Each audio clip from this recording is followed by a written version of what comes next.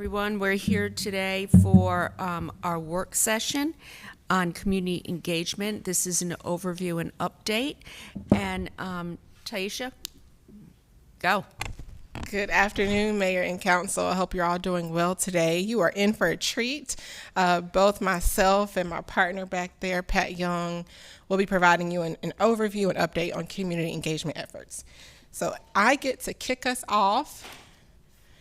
Today, I'll spend some time talking about the office, its structure, what we mean by community engagement when we say it, because we hear it all the time.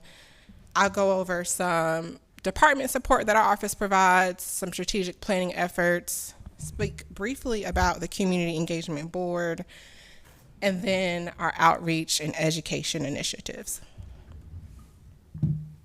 So this is our office chart, if you will. I have two of my colleagues here with me today, Deborah and Ellen. Thank you all for your work. This is Deborah's third week with the city and Ellen's 8th month. So they keep showing up for work, so we're doing something right. We hope to fill that other position here soon. It's important to level set here. When you hear the words community engagement, we're referring to when we are involving the input of community members and how we make decisions. Often you hear the word engagement, you hear the words outreach. They're both equally important, but two different concepts with two different approaches. Meaningful community engagement is when we all understand and agree on what the problem is or the opportunity that we have to solve. We have to have that agreement in order to use that input from the community to make decisions that are sustainable. And then we also have to be clear as staff on what the role of the public is, what the role of staff is. Are we informing, consulting, collaborating, etc.? And it's also important that when we talk about the whole community, we're not only considering our primary stakeholders, but our secondary stakeholders, our entire audience, our tertiary stakeholders as well. And lastly, meaningful community engagement is that open two-way dialogue. In the past year, our department has played a significant role in serving as an advisor or consultant to our peer departments, and also in a partnership capacity. So I'm going to have a couple of slides on consultations and partnerships that we've completed so far. With planning and development, we served as a consultant with the Raleigh Planning Academy. We are a partner with the Black Heritage and Historic Places Architectural Study, which I'm sure you've heard about. And then we're also partnering with planning on their South Park Heritage Walk and Chavis Dick Strollway, which we'll talk more about later. We've also worked with the Raleigh Police Department, Raleigh Water. That's when I learned about capital facility fees. We've worked with the Transportation Department as a consultant with the 5 Points Corridor Study, Parks, Recreation, and Cultural Resources on their public art plan, and the City Manager's Office with the Public Project Community Support Fund, in which we're a contributing partner that was previously known as the Equity Fund. Some of our current projects are here on the screen. Still with parks and their tree planting and heat equity initiative. We're a contributing partner to the Strategic Plans Transportation and Transit 5.1 and that sidewalk petition program, equity and inclusion, planning, and then we're working on a collaborative with UNC Chapel Hill for a local government language access collaborative that includes several departments as well. So we just want to make sure you all, when you see these projects, you know that community engagement is playing a part. Strategic planning. We support the staff liaisons. We are close to rolling out our board and commission member handbook, which will cover board and commission member basics, their role as a member, the role of the staff liaison, their work plans, board docs, etc. We've implemented an exit survey, which staff liaisons use to help better understand the experience of community members who choose to serve on our boards and commissions, and helps us identify opportunities for improvement. We also hold the bi-monthly meetings with staff liaisons. That's a space to understand what their needs are. We're a conduit of information from you all to the manager's office to the staff liaisons. And we've coordinated communications guidance with regard to social media, branding, in-person meetings, and things of that nature.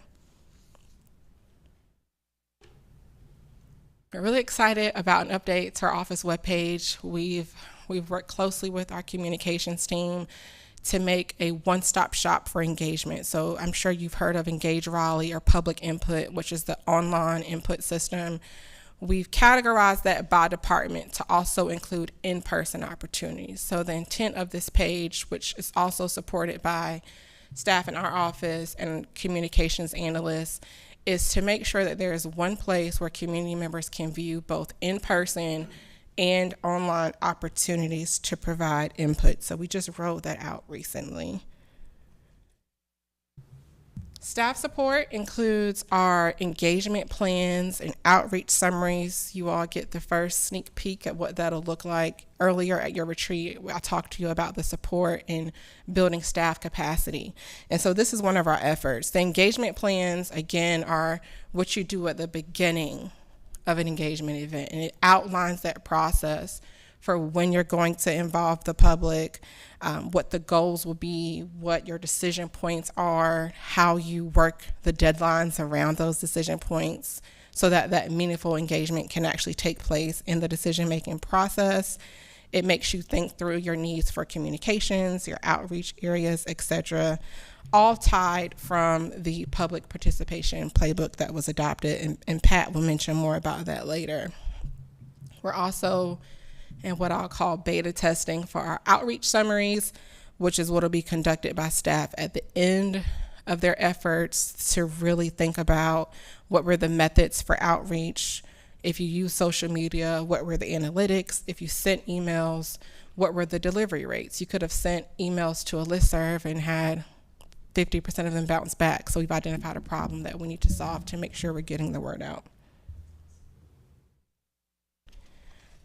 Our community engagement board, we do have a member in the audience. Dr. Lane serves on our board. He's here to support us today. So thank you, Dr. Lane. So far, the board has had 2 meetings. They've established their executive board at their last meeting. They now have a chair, vice chair, and secretary, which is pretty amazing to see come to life. They've developed a subcommittee, that will work on developing their bylaws. They'll bring that back to the group for approval, and then we'll work with the city attorney's office before that's put into place. And then at their next meeting, they're going to go into details about what they want their work plan to include, how they're going to create their work plan, etc. They meet the second Wednesday of every month at 4:30 in the Urban Design Center conference room on the first floor. And their minutes can be found in board docs.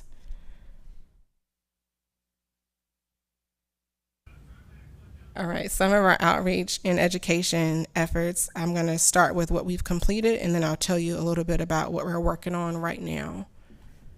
In the outreach space, we've had 5 listening sessions on redistricting and council terms and compensation.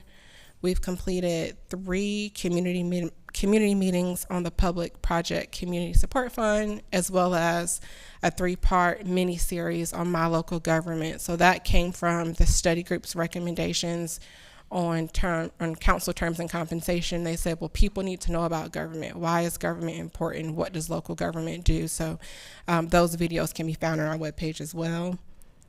We've completed 2 meetings with community members on South Park Heritage Walk and Chavis Dick Strollway. That's just the very beginning of the effort. There's still a lot of outreach that'll take place.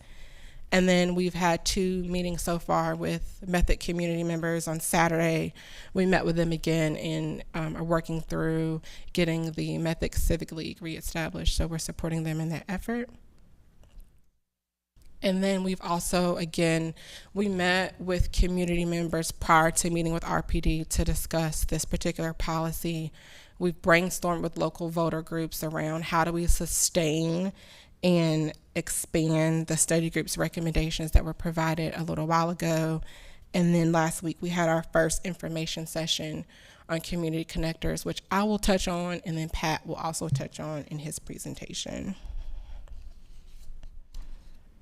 This slide just shows you some of our opportunities we've had to get out and interact with people and have conversations about our office, to introduce ourselves to the community. So it's always important to acknowledge that outreach and education as well.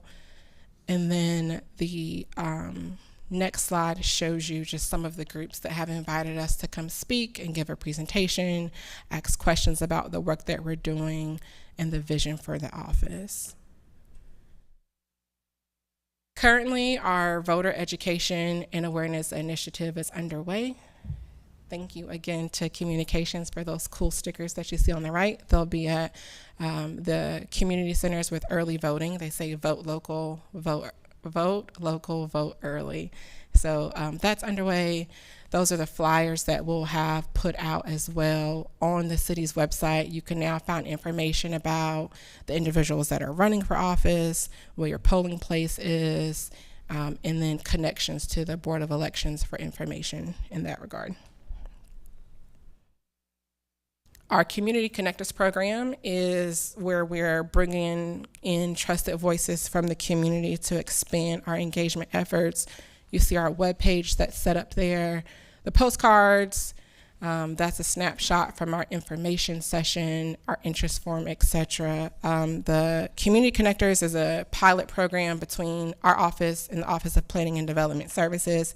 Those individuals will work to expand outreach specific to the Public Project Community Support Fund and the first neighborhood rezoning meeting in this pilot program. And then just some more visuals around South Park Heritage Walk, where we're asking community members to revisit the report that was conducted back in 2012. And we're working with planning to identify what the priorities are and how we can use a $3 million grant to bring that to life, as well as looking at the 2 routes established to connect Chavis Dix Strollway. Those 2 meetings again were, one was the 15th and one was the 17th, and that was just our first touch points of engagement, and more opportunities are to come. And last but certainly not least, I wanted to give you an update on the engagement vehicle. We do have staff here from engineering services if you have more specific questions. But what you see to the left are the 4 seats with laptops. We've identified the vendor who can build the vehicle. The picture on the right shows you the storage cabinets and what it'll look like with the roll-up door and window, as well as a wheelchair lift for accessibility. So the specs and concept are confirmed. The vendor has shared with us supply chain issues like many different companies are experiencing, which right now we're looking at a 2-year delivery date for the vehicle. But in that time, we're working with the Office of Strategy and Innovation to bring in an artist in resident to help maximize opportunities for the vehicle. Program planning is underway. Community envisioning is going to include what the vehicle will be called, what it'll look like, and what community members actually want to see it bring to neighborhoods, as well as conversations with communications around branding. And with that, I get to turn it over to my partner, Pat Young, and I'll be back to answer any questions. Thanks so much, Taisha. Thanks so much for the partnership. Good afternoon, Mayor and members of Council. Pat Young with Planning and Development.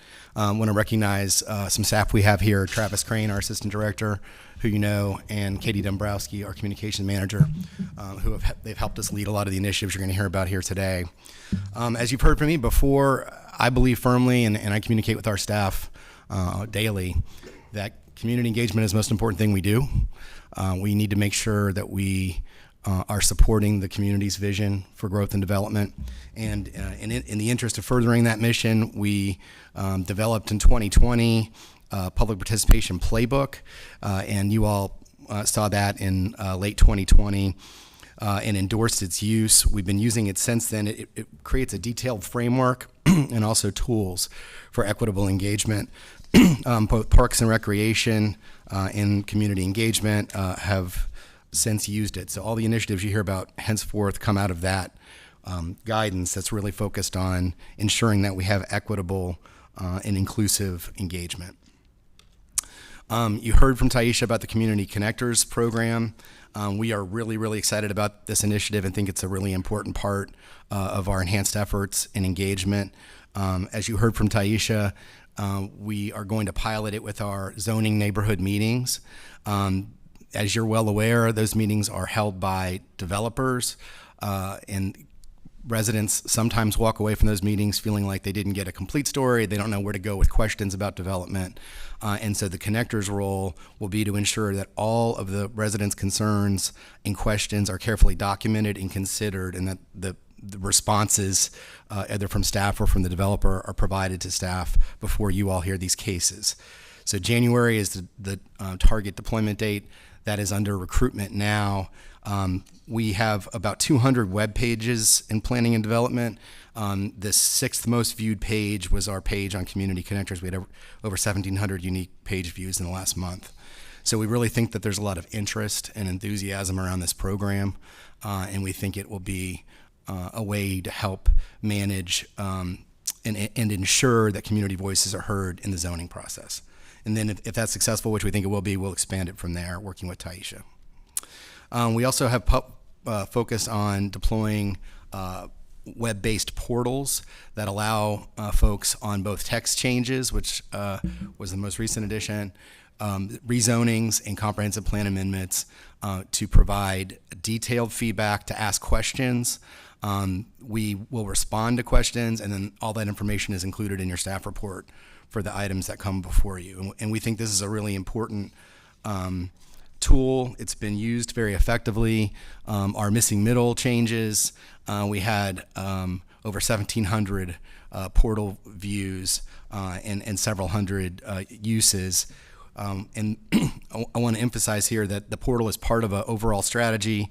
We are using social media heavily because folks under the age of 30 or 35 use social media as their primary means of information and education.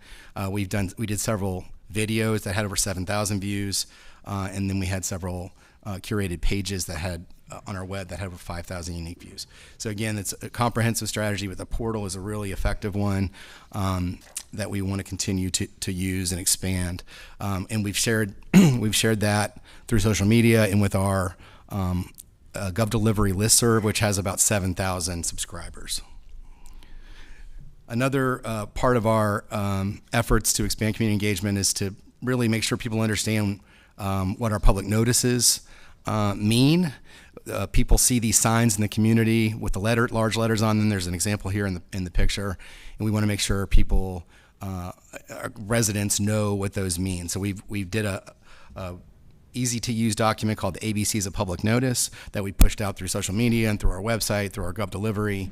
And we have a dedicated web page that really goes into detail about what it means when you see one of these signs and what you can do to get your voice heard on when there's any kind of case. So not just zoning, but Board of Adjustment, RHDC, any approval that's discretionary or quasi-judicial.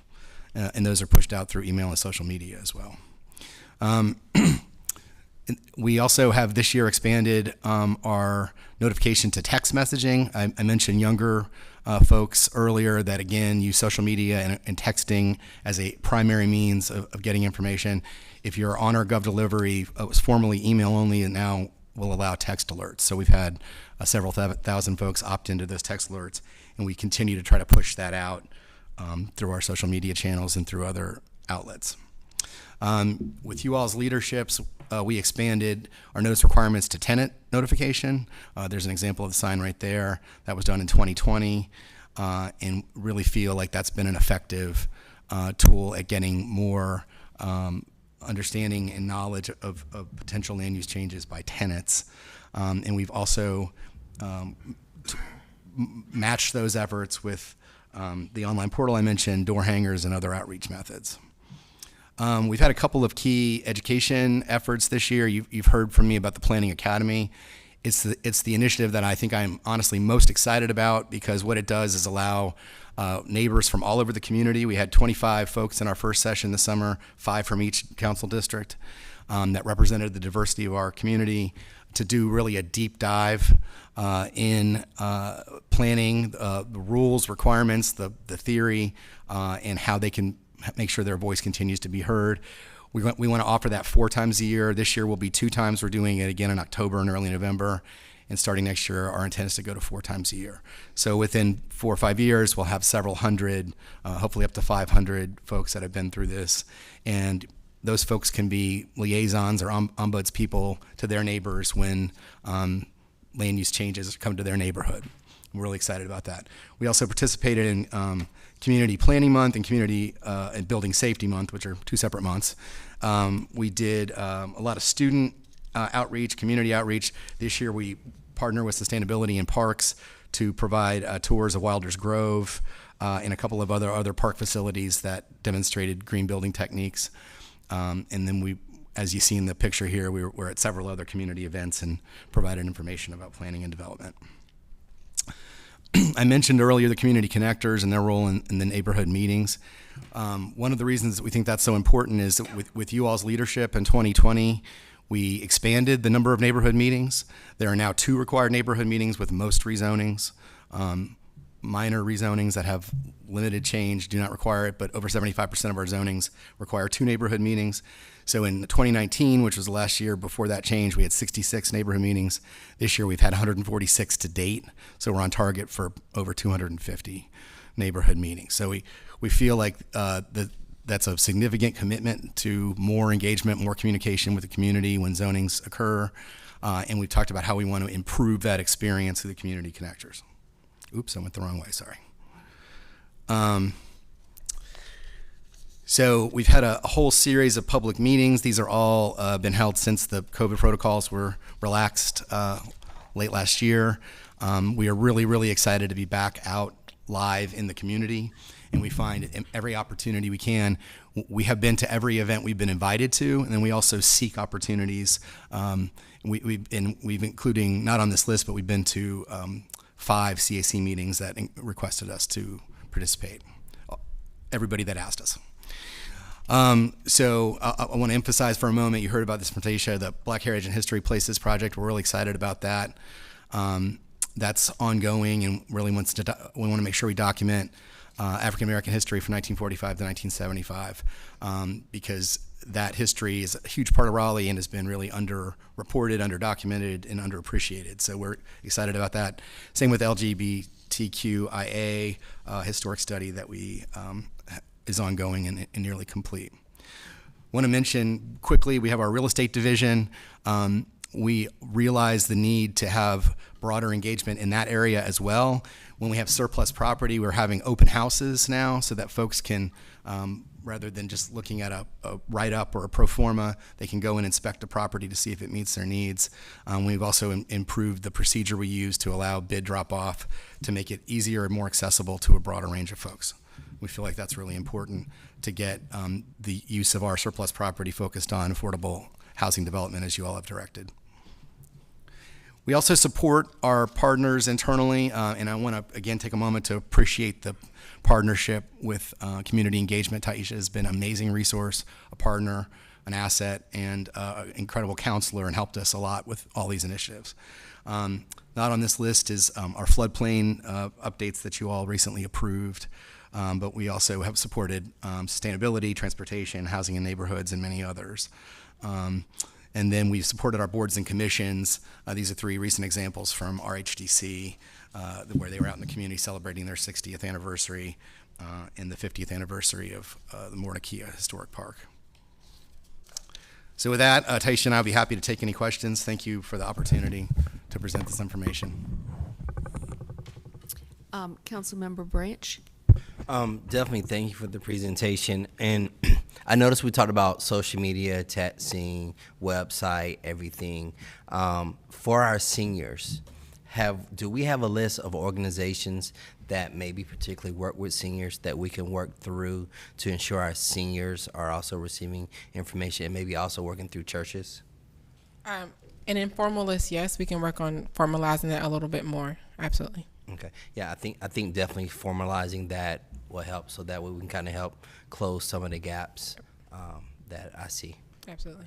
Thank you. You're welcome. I have a couple of questions, but I will defer to Councilmember Knight and then Melton. Thank you. Thank y'all for the presentation. First, Mr. Young, real quick. You mentioned early on in your presentation about the notice and the public feedback on that. I hope when staff does come back on the missing middle issue, I think you alluded to this, that if council approves those recommendations, that y'all will incorporate that process into the work y'all do around the missing middle with neighbors and developers and builders. Thank you. The rest of this for Ms. Hinton. Congratulations, excellent work. I'm excited. I know we all would have rather liked to gotten here sooner, but I think this was worth the wait, because what you've gone about and done is, it's intentional, it's broad, it's interactive, it's diverse, using best practices, including outreach. And what it's not ad hoc. It's not exclusive. It's not just for the privileged and the entitled. It's for everyone. And I appreciate this, and I appreciate the approach, and I look forward to working with you all as the rest of the council in putting this and getting this working on the ground. It's already out there, I know that, but thanks for all y'all's work and effort, and I look forward to all the good feedback we'll get from the public. Thank you. Thank you very much. We appreciate that. Councilmember Melton? Thanks. I have a couple things. I'm just going to take them in the order of my notes. For the LGBTQIA historic study, I know we met on that a couple of years ago when I was first elected and sworn in. And part of the discussion we had was in areas where there is a lot of LGBTQIA history, trying to find a way to do some physical markers or murals, or working with our arts department. So I'm wondering if we can take it a step past the study now and come back. I think at the time I was supposed to ask for something at the table, but we were waiting for the study to wrap up. But I would love if we could do something, a physical remembrance of some way. There's a lot of history, and I know we're growing and changing a lot, and that's what happens with cities, but I want to make sure we remember what was there and what it meant to the community. Certainly, sir. We'll provide a report back to you all in the very near future about potential next steps, including the monuments and markers and recognition that you've noted. And then the other question I have is about our neighborhood registry program. Is that something that falls under either of your offices or departments? It does not. It falls in housing and neighborhoods. I'll just bring it up now. I know one part of the feedback we got from Mr. Fern was the importance of community-based meetings in addition to all this other work that we're doing. And I don't know that a lot of the city knows about our neighborhood registry program. And I also think that perhaps we need to be looking at some of the requirements for who can register and who can't. Because I know there have been some groups that haven't been able to get registered, and I want to make sure that that's an accessible option to everyone. And I feel like that probably needs to tie into this work. And so I know that maybe they're in separate departments, but we may want to look at how to integrate them more, because that is some feedback I've gotten. And then the other feedback I've gotten is the required neighborhood meetings. I don't think people realize they were not required in our code until 2020, and now they are. But the feedback I've gotten is that because they're run by the applicant or the developer, that sometimes there's, I think maybe a trust issue. And so having the connectors from the city be there now to provide some conduit of information and oversight, I think that's really important. So I think we need to make sure that that information is publicized too, because those have been probably two of the biggest, I think, voids that I've heard. And it sounds like we're making huge leaps forward. And so if we can fill the voids and do all this awesome new work, I think we're really gonna be on the right track. So thank you. Okay, Taisha, I just want to say, first off, when do you sleep? That is an impressive book of work. Also has a 4-year-old. Oh my goodness. I do Well, have a 4-year-old. bless you. You don't sleep. So that is really, what you presented was really impressive. I want to say one of the things I'm really happy to hear about is looking at the data, because you can do all this stuff, but if you're doing things that aren't working, then you need to know that and let that guide you. So looking at the open rate on email, looking and measuring social media, I think all of that is really important. So thank you. The second thing I wanted to ask, and another thing I liked hearing about, was the postcards that were mailed out. That is a good way to reach seniors or people who have an issue, they can't get out of the house, but having that there. One thing we had been talking about before COVID hit was actually going into neighborhoods with canvassing like leaving leave behinds there, door hangers, whatnot, notifying people where they are. Is that under consideration at all? It absolutely is. For the postcard comment at one event last week, I think it was the Black History and Historic Places, a couple of people said, thank goodness you sent these doggone postcards. It was at my doorstep. And one lady said, and I got 2 of them. And they were very excited that we took the effort. So that's underway, just working with departments and understanding, there is a cost associated, and we just need to think about that in the engagement planning. And for the canvassing efforts, that's been a point of discussion as well. The connectors will help us with that, but we also have used for the South Park Heritage Walk, Chavis Dick Strollway, we did yard signs in the community, but that door-to-door canvassing, now that things are getting a little bit safer, it will definitely be prioritized. Mm-hmm. Yeah, I think signs work well. I know one thing that we did when I was responsible for community engagement on a project before I got on council, we did sandwich boards. Mm-hmm. And it was, I'm not kidding, 300 people would show up at a meeting and we would ask, how did you hear about this? Yep. And most of the people, I would say 90% said, oh, I saw the sandwich board and on Fayetteville Street. So something as simple as that can be a good way of getting out the message. So the signage is good. Thank you. Councilmember Cox. Yes, I took note that you also meet with the remaining CACs. And I want to commend you on that. And I also want to express a concern because there are some members of council who have expressed that they don't want to have anything to do with CACs or Livable Raleigh. And I want to be sure that all of our organizations in the city are treated fairly and equally. I believe Taisha did spend some time with Livable Raleigh, and so thank you for that. Yes, I think, and not to speak for you, Pat, each time that we're asked to participate, our offices have, and then recently I was a guest speaker with Livable Raleigh around community engagement. So thank them for that invitation as well. Okay, any other questions? Councilmember Knight? I have to respond. Mr. Cox has decided to go political, so it's that time of the year, and I get it.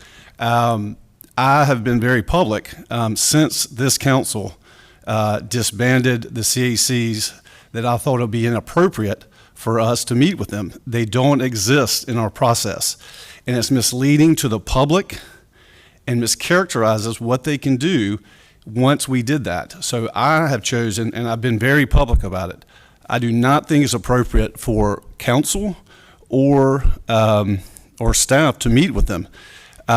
They can recreate themselves, as many of them have, as neighborhood groups. But the one vital thing they were doing was voting on other people's property rights and other people's rights without being elected to do so. They were self-elected, self-selected, and they were exclusive, and they were inappropriate. So I've been very public about that, and thanks for reminding folks of that. I'm glad of that, and I will continue to talk about that. Thank you. Councilmember Fort. Good afternoon. I have a little problem with my voice, but Taisha and Pat, I want to say thank you very much for being very responsive to the community in terms of the engagement with different issues. I know the rezoning cases have been particularly challenging, but I think having more opportunities for the community to give feedback is a step in a positive direction for us. And Taisha, I know there are several groups in my district that reached out and wanted you to come. And when you first got on board, I mean, I think some of my folks were probably the most anxious and eager to have conversations with you. Day two. Day two. And you were right there. So I just want to say publicly that I commend you both for your willingness to go into communities and have what I would say would be very tough and difficult conversations with folks, because sometimes that's not very easy, but you both rolled up your sleeves and your staff did as well, and you jumped right in, so I commend you both. Thank you very much. And it's been a collaborative effort, not just between Pat and I, but just all peer departments, all city departments, internal, external. This effort is new and it's underway, but it's not something that can be done siloed. So I do want to thank all city departments that have supported us in this effort, even when it was uncomfortable for them to do so. I think that just, creating an Office of Community Engagement and elevating it the way the city manager did, first off, tells us that it's important throughout the organization. So that sends a message. But I also really appreciate all the work you've done and how you've outlined that for all to see. And I just want to say thank you for your efforts. I know when I first met with you, I told you be bold and be creative, and you have been. So keep up the great work. Both of you. Thank you. Thank you all. Thank you. All right. That is the only item on our agenda today. We will start our regular session at 1 o'clock. I just want to remind everybody, when we're sitting at this desk, we're here to govern. This is not about politics, running for office, or anything else. It's here making decisions that benefit the public. So let's try to keep politics out of this, and let's focus on governance. Thank you.